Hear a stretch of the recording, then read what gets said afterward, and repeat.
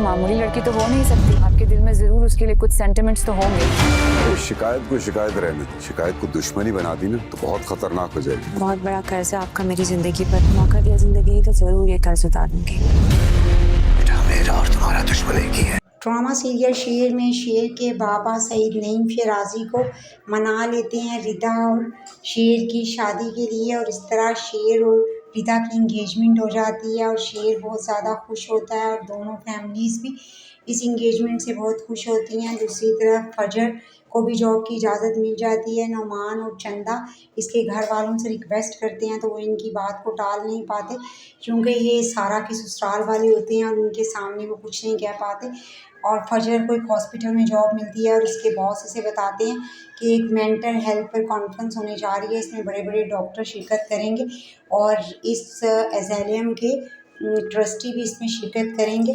और वो डॉक्टर उष्मा को बुला के उसे बता देते हैं कि ये इस कॉन्फ्रेंस में आपके साथ इस कॉन्फ्रेंस को लुक आफ्टर करेंगे और फजर बहुत खुश होती है। दूसरी तरफ उस शेर के बाबा और शेर इस तकरीब के मेहमान खसूसी होते हैं। जब वो आते हैं तो फजर इनको देखकर हैरान हो जाती है और दूसरी तरफ शेर भी वहाँ फजर को देखकर हैरान होता है।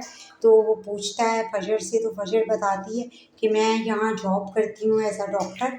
तो इसके साथ साथ वो ये भी कहती है कि आपने मुझ पर बहुत बड़ा एहसान किया मेरी ज़िंदगी बचाकर, अगर ज़िंदगी ने मोहलत दी तो मैं आपका कर्ज ज़रूर उतारूँगी।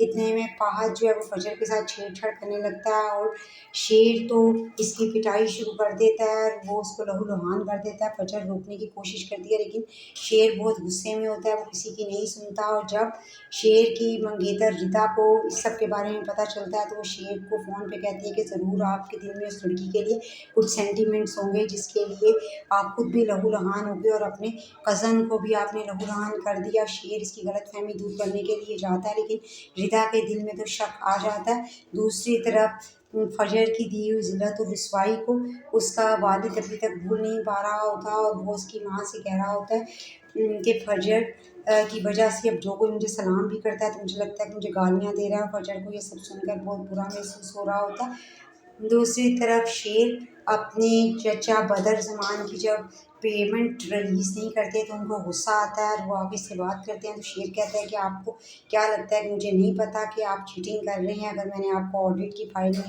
नहीं दिखाई तो इसका मतलब ये नहीं कि मुझे पता नहीं।